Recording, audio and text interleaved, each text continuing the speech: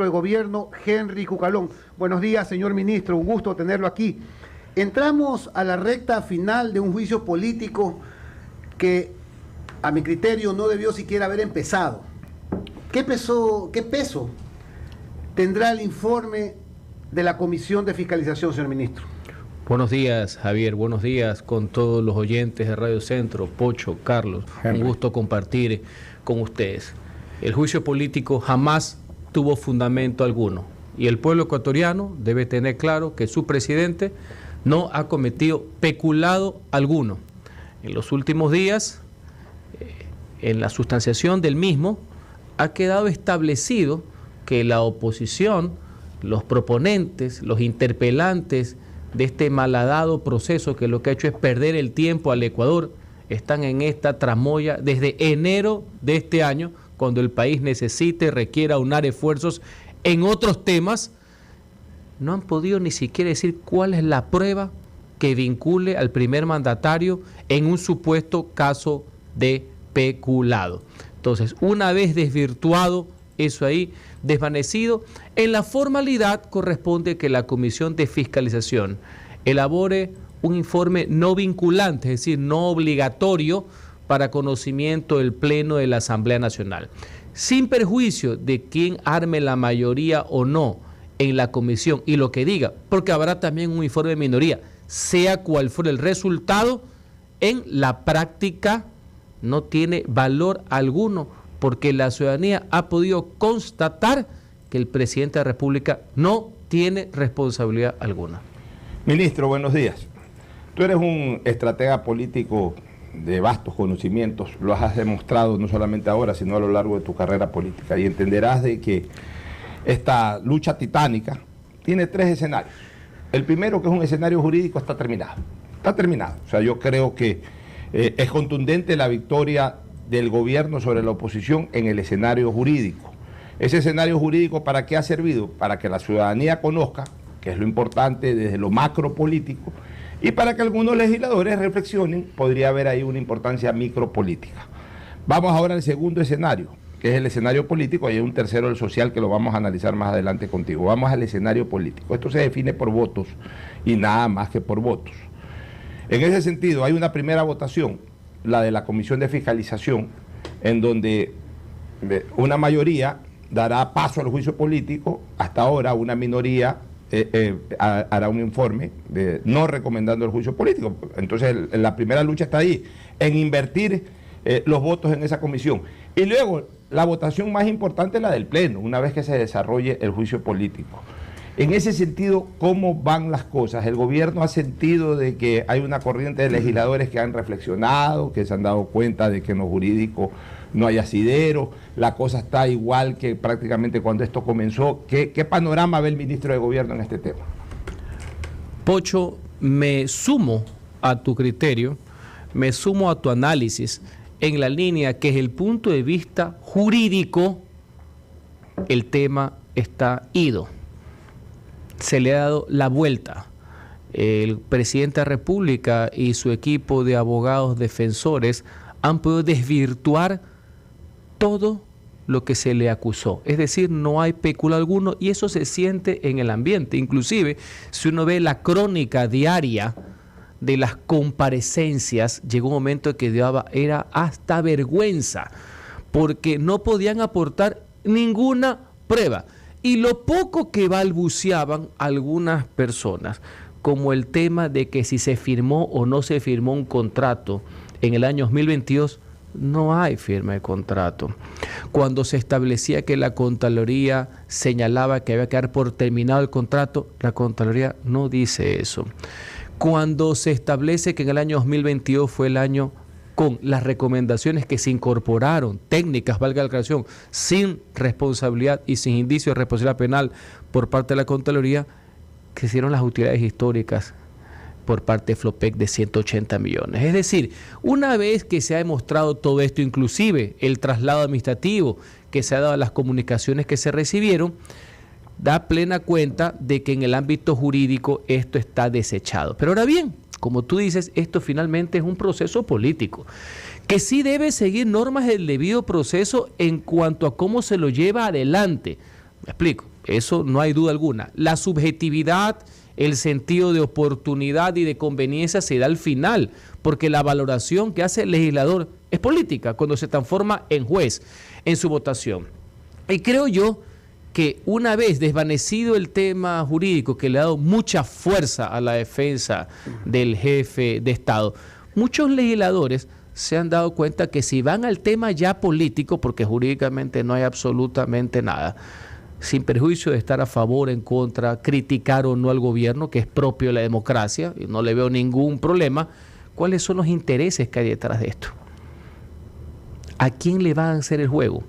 ¿A la inestabilidad y al alto sentimiento de impunidad que profesan algunos que tienen una agenda clara, o críticas incluidas, un voto a favor también de la estabilidad como ingrediente fundamental para poder afrontar los problemas de seguridad y economía que tenemos? Ese también es una valoración política. Entonces, una vez apartado lo jurídico, habrá posiciones políticas y también por parte del gobierno, el presidente, respuestas políticas. Yo estoy todos los días analizando esto, dialogando cómo vamos a llegar al día, tanto que el presidente comparezca ante el Pleno de la Asamblea Nacional y lo que va a ser propiamente la votación. No están confiados, es decir. Jamás, si algo aprendí después de 8 años consecutivos de ser legislador, es que los votos se cuentan después. Nunca antes. Lo que sí uno tiene que tener una posición clara y firme de lo que está predicando, de lo que está sosteniendo este caso, y el presidente tiene la tranquilidad absoluta que va a ir a decir su verdad ese día al Pleno de la Asamblea Nacional. Ministro, buenos días. Guillermo Churuchumbi fue designado nuevo coordinador nacional de Pachacutic. Pese a que la elección está impugnada, vamos a suponer que se consolida como coordinador. Es de una línea, pues, entiendo que cercana a Leonidas Issa, una línea contraria a la permanencia del presidente Guillermo Lasso, de acuerdo a las declaraciones, incluso ha amenazado al bloque que está en la Asamblea Nacional. ¿Cuál es el pronunciamiento de gobierno respecto de esta elección y cuánto puede influir esta nueva coordinación de Pachacutic en la votación de ese bloque, que es un bloque importantísimo? Al gobierno nacional no le compete opinar por las designaciones internas de ninguna agrupación política. Respeta cualquier pronunciamiento. Eso es propio de la democracia. Punto y aparte. Lo que sí al gobierno le preocupa es que cualquier ciudadano, no solamente dirigente de organización social, política, gremial o sindical, amenace a otros ciudadanos por ejercer su criterio, su pensamiento o su fórmula de acción. Eso es absolutamente distinto. Y en este caso hay que tener en cuenta el preludio de lo que sucedió en junio del año 2022, donde hubieron algunos asambleístas amenazados y otras, como la asambleísta Giselle Molina, agredidas por el solo hecho de no cumplir las órdenes de cualquier jefe o los que se creen dueños de los partidos políticos. Eso es lo que me llama la atención. Las acciones, no a quienes designan los partidos, que eso es propio de la libertad partidista. Ahora, vamos al tercer escenario que planteaba yo hace un rato, ministro, el escenario social. Y ahí yo lo voy a dividir en dos partes. El primer escenario es en el momento de la votación. El rodear la Asamblea Nacional. Ya lo vivimos, ministro. Tú que eres un historiador también, un analista de la política de épocas no tan viejas tampoco, 20 y pico de años no es tan viejo. Cuando fue la destitución de Abdalá Bucaram, un importante sector que impulsaba la salida, la destitución de Bucaram, rodeó el Congreso. ¿Para qué? Para meter presión, para que los asambleístas que por ahí estaban dudosos o que inicialmente habían dicho que iban a votar por la destitución no se cambien, entre comillas. Y eso, de acuerdo a testimonio de muchas personas con las que uno después conversó, que estuvieron ahí, sí marcó una presión importante. Entonces, ya lo están advirtiendo, ministro. Van a ir alrededor de la asamblea, van a meter presión, van a amenazar posiblemente a los asambleístas de ciertas organizaciones políticas que en términos generales han anunciado su voto a favor de la destitución. Entonces, ahí la primera pregunta es cómo prevé también el gobierno darle las garantías a la asamblea para que pueda actuar de acuerdo a criterio y no dejarse llevar por amenazas. Y el segundo escenario es el posterior al resultado. Si es favorable al gobierno, También ya hay organizaciones políticas que han anunciado que a las buenas o a las malas, es decir, si no se activa esto del juicio político con un resultado de destitución, intentarán hacerlo en las calles. ¿Qué ha pensado el gobierno al respecto? Fíjense lo interesante de los escenarios y la analogía histórica de lo que sucedió en las jornadas de los carnavales del año 97. Recordemos que eso fue consecuencia, Pocho, de una serie de movilizaciones masivas a lo largo y ancho del país, principalmente en la ciudad capital, en la ciudad de Guayaquil, que tuvo como consecuencia esa famosa sesión convocada de forma extraordinaria por el doctor Fabián Alarcón Rivera, y que en una misma sesión hubo todo. En cambio, ha sido un proceso político que tiene su génesis en enero, y una vez hasta las fechas de las comisiones, la fecha en que debe ir el presidente, donde va a ir mucha gente, me imagino, y también el de la votación final. Ese de ahí fue todo, es un momento como el cenit de todo un proceso de convulsión política en la calle. Pero vale el ejemplo, porque siempre hay una agitación social de respaldo. En este caso, si uno sigue la línea de tiempo y lo que pronosticaron los que han querido por cuarta vez derrocar al presidente, porque esa, recordemos que es la idea fuerza, derrocar al presidente, a veces con unos maquillajes más constitucionales, a veces un poco más procesales, pero desde el primer día este es el cuarto intento de tumbar al gobierno del presidente Guillermo Lasso. En este caso utilizando una figura constitucional como es la del juicio político, más allá que no hay fundamento alguno. Esa convulsión ya debió haber sido creada. Recordemos que los señores dirigentes que acaban de mencionar hace poco, que les denominan radicales, no son radicales, ellos pregonan la barbarie. Radical es un tema un poco más elegante, por así decirlo. Osvaldo Hurtado esta mañana en Ecoavisa los denominó terroristas.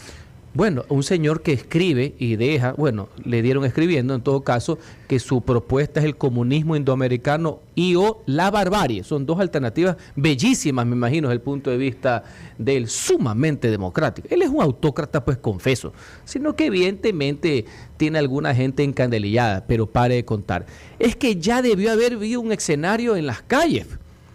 Ya debió haber existido levantamientos, porque ese fue parte del compromiso con los otros socios de la componenda, pues, poner la gente en las calles, pero no lo han puesto, y no crean que es porque están a favor o en contra del juicio, sino porque ellos lo saben, la ciudadanía en el Ecuador y fundamentalmente la capital está hasta la coronilla del tema del levantamiento, y eso lo dicen todas las encuestas, ¿no? Por eso es que no lo hacen, pues. No crean que se les ha pasado el tema. Eso es directo a la vena. Ya ahorita, hace rato... Directo a la vena. Hace rato que el tema debe haber estado ya hipercalentado para que la consecuencia sea el maquillaje del proceso político. Igual no hay que confiarse, pese a todas las declaraciones que han hecho, no se han fijado, no al levantamiento, no a las paralizaciones, sino como es algo focalizado, dependiendo. Y tercero, la amenaza final, que eso es propio de los autócratas, porque solo los autócratas toman a la democracia según cómo les conviene. Entonces, si pierden el juicio, igual van a continuar con otra serie de medidas de hecho, porque nunca dicen cuáles son las de derecho. Pero eso es lo que nos ha tocado vivir y seguiremos afrontándolo con la verdad en la mano y obviamente con las estrategias y fundamentalmente apelando a los ciudadanos, que críticas incluidas, es la tercera vez que lo digo, con ganas de rectificar que puede existir, están absolutamente apegados por la estabilidad, la paz, por denostar de la anarquía y quieren vivir bajo los fundamentos democráticos. Tener años normales. Ministro, la línea jurídica de la defensa del presidente en los 2 últimos días de la práctica de pruebas fue enfática en probar a través de expertos en derecho de que así sea un juicio político, la resolución de la Asamblea Nacional tiene que cumplir la garantía de motivación. Esa línea de defensa es previendo que en caso de que no sea favorable, vamos a decirlo así, y que va a ser muy difícil que pueda haber un acto motivado con lo que se ha presentado, puedan acudir a presentar alguna acción constitucional post votación. Has ido al meollo del asunto, Carlos. El informe debe ser motivado y si no se ha podido mostrar ni una sola prueba del vínculo hacia un supuesto peculado, que hay que decirlo en castizo. Peculado, robarse los fondos del pueblo, en beneficio propio o a favor de terceros. No lo han podido demostrar. De hecho, no lo han querido probar. Dicen que no hace falta ni siquiera poner la prueba. Lo dijeron el día de las audiencias y las comparecencias. Los expertos fueron contundentes, todos. ¿Cuál va a ser la motivación? Porque lo que dijo la Corte en su dictamen de admisibilidad, no es sentencia a favor o en contra, es un dictamen de viabilidad jurídica, es que este es el caso que tenía en su configuración la famosa frase lo mínimamente verosímil, como el caso, sin valorar la prueba. Eso se lo dejó a la Asamblea. Expresamente dicen, esto no constituye que esto es verdad. O sea, ¿cuál es el problema de fondo? Y fue lo que a mi criterio lo sacó de casillas a algunos asambleístas. Cuando muchos de los abogados que fueron le dijeron, señores, ustedes tienen todo el derecho del mundo a tener sus propias opiniones. Eso es propio de la democracia. Lo que ustedes no pueden tener son sus propios hechos, porque el hecho, doctor Tomaso, es uno solo. Y ese para mí es el resumen de todo. Por eso es flojo, por eso no saben por dónde armar el informe donde recomiendan la institución y van a ir al todo por el todo en lo político. Y no se sorprenda, y aquí tenemos también un legislador reelecto, no se sorprenda que ya estando en el pleno digan samba canuta y se llevan hacia todo. Eso va a pasar, pero finalmente la resolución que vale es la final. La final, que sí tiene el voto, ojo, el voto sí tiene una subjetividad política, pero ¿cómo llegas al voto, que es el debido proceso que lo ha señalado con mucha propiedad? Ese para mí es lo de fondo. Y hay que tener mucho cuidado, porque en mi caso, que a mí siempre me ha gustado este tema del control político y en toda mi experiencia académica, jurídica, lo he vinculado hacia hecho y lo he ejercido. Inclusive hay ahora opiniones de la CIDH con todo lo que ha venido pasando, de que hay que tener mucho cuidado de que no se atropellen principios y procesos al respecto. Y tengamos claro, ante una actuación también de carácter política, siempre va a merecer una respuesta. Pero por de eso, carácter ¿tienen político previsto el escenario de acudir, de ser el caso, por supuesto, de ser el caso ante una resolución sin motivación de ejercer las acciones constitucionales? Son escenarios, más allá que nos seguimos moviendo en el campo de la razón y apelando a la racionalidad de muchos legisladores que no están necesariamente de acuerdo con el gobierno, pero que saben que este proceso es una oda, una trafasía absoluta, que no tiene lógica alguna y que puede sentar un precedente nefasto para quienes vayan a ser los próximos presidentes o vicepresidentes de la nación. Estamos conversando con el ministro de Gobierno, Henry Gualón. Muchos comentarios veo en los medios digitales. Ya voy a hacer un par de preguntas de ustedes. Señor ministro, el asambleísta Almeida dice que el asambleísta Calo, acusado de violación, fue emboscado por el gobierno para arrestar un voto en contra de Lazo. ¿Ese tipo de bajezas maneja el gobierno o ese tipo de estupideces quieren poder a la oposición? La segunda. Bueno, 8:52. Rod Páez dice, no tienen los votos para el juicio político. Guillermo Lazo debe completar su mandato 4 años, aumentar el gasto público y la inversión social para reducir las presiones contra su gobierno. Mi pregunta va en esa vía. El presidente debería salir indemne del juicio, a mi criterio. Pero, ¿qué viene después, señor ministro? No creo que la oposición vaya a suspender la cacería. Es una buena reflexión, Javier. Eso me preocupa porque mientras estamos pensando en el día después, que involucra también una reinvención del tema, en esta última etapa también del gobierno, que topa también con el próximo año, que tiene que ver convocatoria a elecciones. Hay muchos temas pendientes, temas de reforma política, temas de reforma legal. Lo conversaba con el abogado de Tomaso aquí. Yo tengo algunos temas que tengo que sacar con la legislatura, de construir juntos. Hace poco, fruto de reuniones de trabajo con el presidente de la Corte Nacional de Justicia, el doctor Iván Saquicela, y con todas las demás funciones del Estado, Fiscalía, Defensoría Pública, etcétera, Asamblea y Ejecutivo, sacamos un proyecto de reformas que ya lo presentamos en la Asamblea, susceptible de todas las mejoras, valga la aclaración, sobre la Ley Orgánica de Garantías Jurisdiccionales y Control Constitucional. Se puede trabajar en conjunto. Ese proyecto tiene una característica, está firmada por el presidente de la República y por varios presidentes de funciones del Estado, algo casi inédito. tengo que sacar adelante la ley de protección de la primera infancia, tengo que sacar adelante la reforma constitucional para que las Fuerzas Armadas puedan intervenir permanentemente y en colaboración con la Policía Nacional para enfrentar el crimen organizado. Mejorar la posibilidad de deducciones es un pedido que nos hacen los oyentes a cada rato. En los próximos días habrá una noticia importante sobre un proyecto económico urgente que lo detallaremos con el señor ministro de Economía y de Finanzas. O sea, hay muchas cosas por hacer. Nadie está pidiendo que den una patente de corso, no. Parte del trabajo del Congreso es fiscalizar y controlar al poder. Reitero, nadie está pidiendo licencia, nadie está pidiendo un cheque en blanco. Lo que sí pedimos en que estos momentos en que el pueblo ecuatoriano y principalmente en la costa, en Guayaquil, hay temor por el accionar terrorista de bandas criminales, señores, aunemos esfuerzos, me explico, para enfrentar un enemigo en común. Tengamos una unidad de propósitos. La unidad de propósito gira en torno a la seguridad ciudadana, que requiere muchísimas aristas, que no tiene una fórmula perfecta, que no es de una sola vía, sino de varias.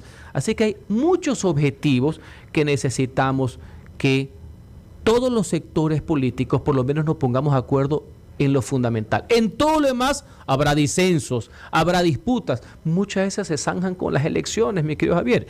Así que, por favor, yo lo que apelo es un ejercicio de racionalidad de la clase política para podernos a trabajar en conjunto. Ministro, hubo un hecho que mató desde lo jurídico el juicio político, pero lo mató radicalmente, fue caos, primer round o segundo round. Es el hecho del contrato inexistente del 2022. ¿Por qué?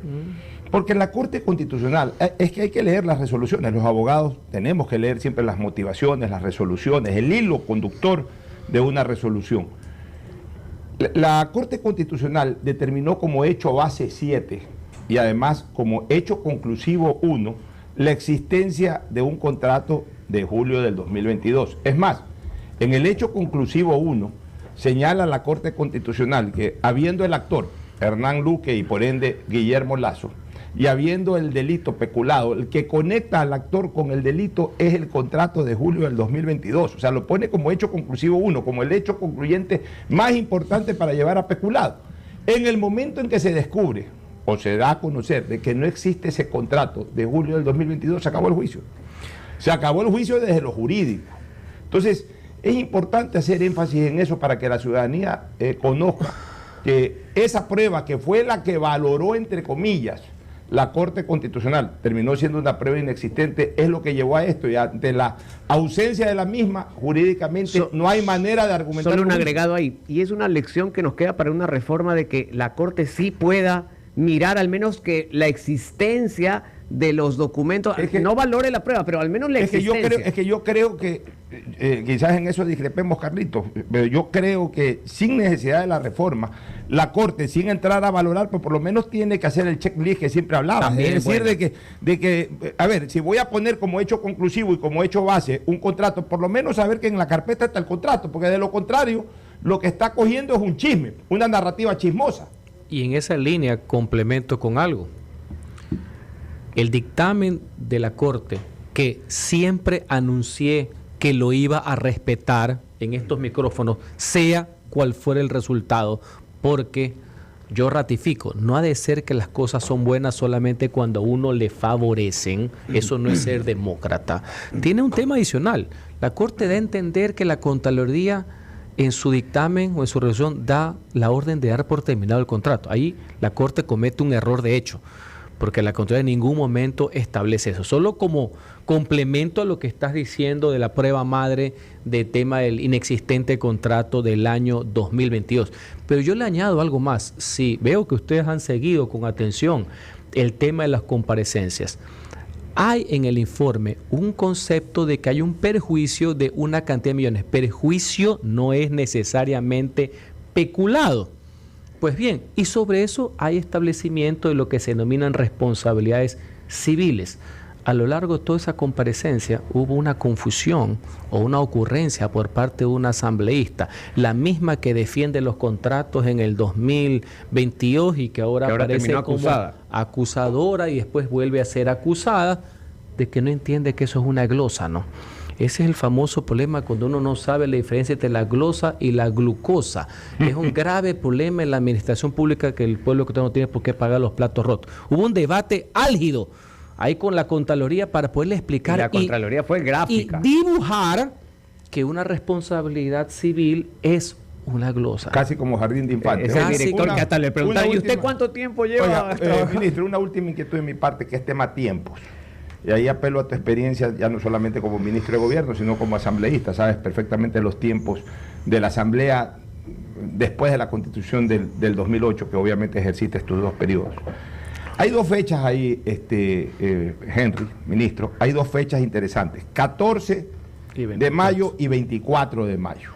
14 de mayo es el cambio de directivos, si es que así lo decide la Asamblea, o la ratificación de los mismos, si así lo decide la Asamblea, que eso es en 13 días, o sea, después de 2 domingos, que coincide con el Día de las Madres incluso. Y la otra fecha es el 24 de mayo, en donde el presidente de la República está obligado a ir a rendir informe a la Nación, a la Asamblea Nacional. ¿Se puede mezclar todo esto con el juicio político? ¿Cuándo ustedes creen que podría ser la fecha de juicio político, tanto de la comparecencia del presidente como de la votación final? Pocho, en la práctica está jurídica y políticamente mezclado. No hubiera sido lodable, pero en la práctica es así.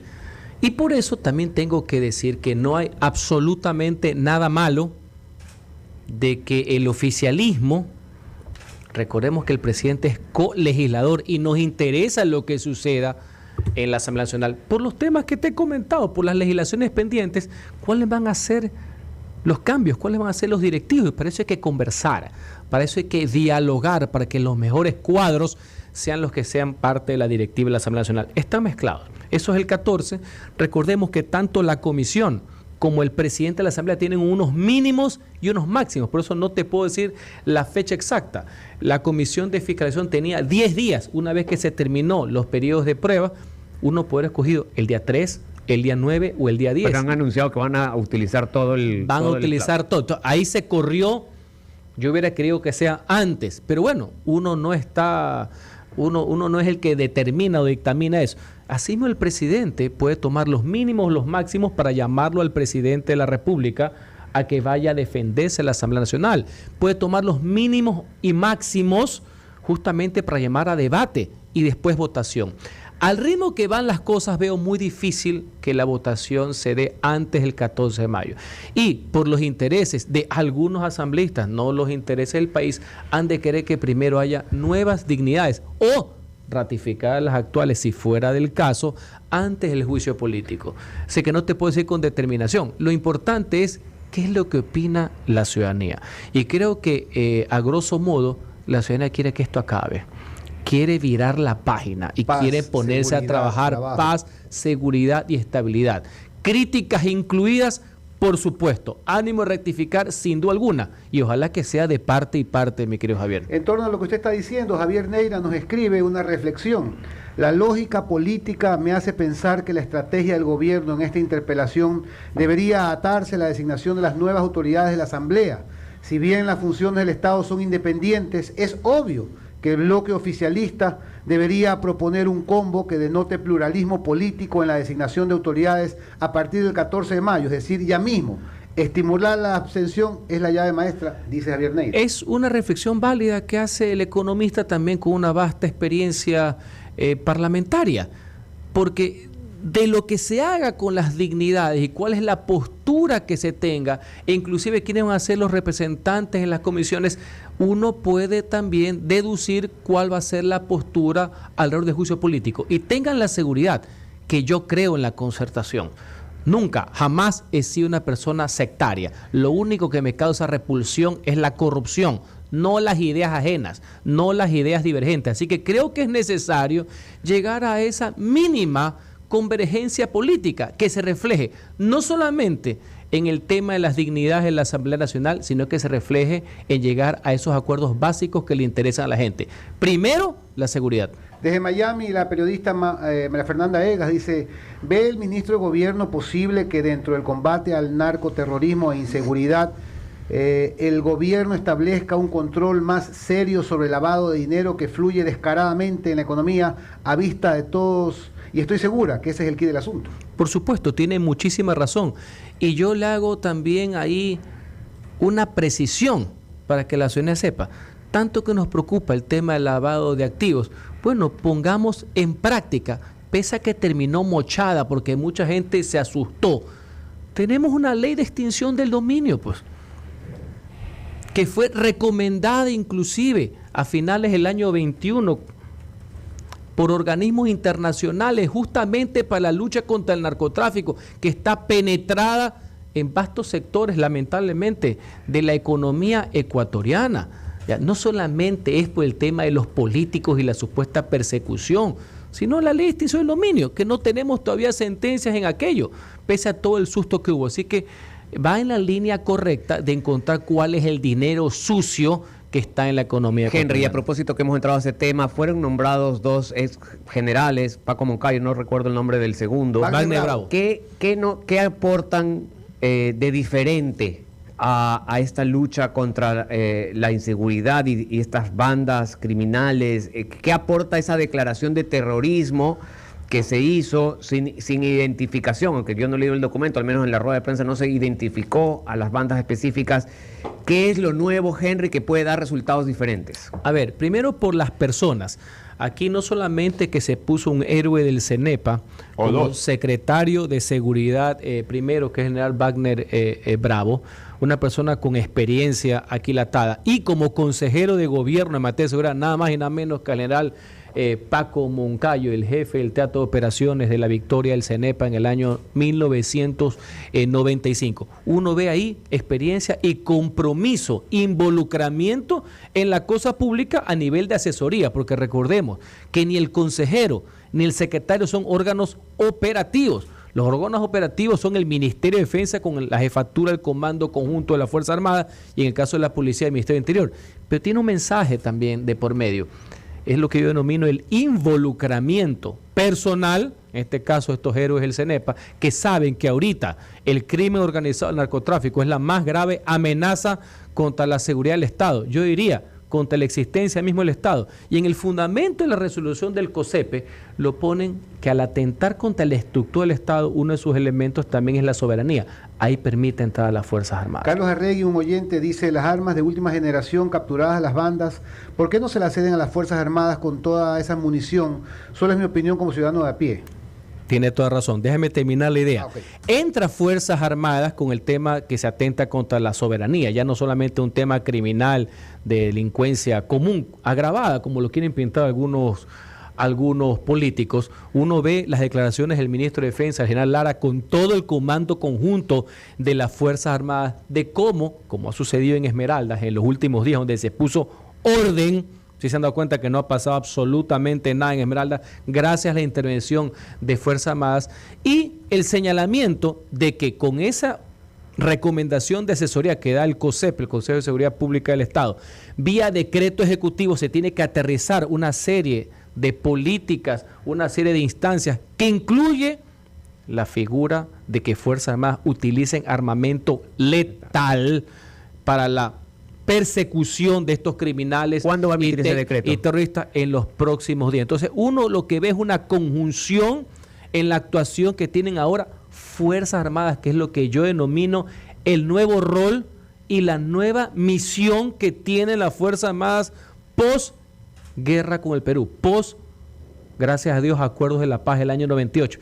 Ese es el nuevo rol que cada vez lo tenemos todos y lo tiene cada vez más claro la función pública del Estado. Y ahí, ministro, con cariño y respeto, hasta discrepo. Ni siquiera el nuevo rol, el rol de siempre, defender la soberanía nacional. Total, que ahora está afectada por estos grupos terroristas. El Ecuador perdió hace tiempo su soberanía porque el Estado pasó a ser controlado por los delincuentes. Por tanto, el Estado no es tan soberano, es soberano en teoría, pero no es soberano en la práctica. Y las Fuerzas Armadas lo que tienen es la obligación de garantizar la soberanía del Estado. Y por ende están cumpliendo el mismo rol de siempre, sino que en lugar de pelear en las fronteras y en la selva, ahora tienen que meterse en las ciudades. Es un nuevo tipo de enemigo también, porque está afectada esta soberanía. Evidentemente el marco jurídico no era el más adecuado, estaba configurado de esta manera, pero estas nuevas amenazas conllevan a estas nuevas actitudes. Yo creo que suma, sin duda alguna, la incorporación de los dos generales retirados, héroes del CENEPA, más el accionar del ministro de Defensa Lara, más una serie de articulaciones que tenemos que hacer para, tengamos claro algo, ¿no? Vamos a ir con todo. Esta es una solución que no es en la noche a la mañana. Eso ¿no? está claro. Hay que ser serios en esto. El demagogo que venga, que se ponga en una tarima a decir que con un chasquido de dedos arregla todo, señores, ese es un demagogo vendedor de humo profesional, y con la seguridad de los ciudadanos y con la integridad de la nación no se puede uno poner en ese tipo de cuestiones. Increíble, señor ministro. Bueno, siga así. Usted creo que le ha dado un segundo aire al gobierno. Ese es el sentir del ciudadano de a pie. Lo que sí lo veo al ministro es bien relajado, creo que viene de talla espada, Él fue ya bien talla vestido, espada.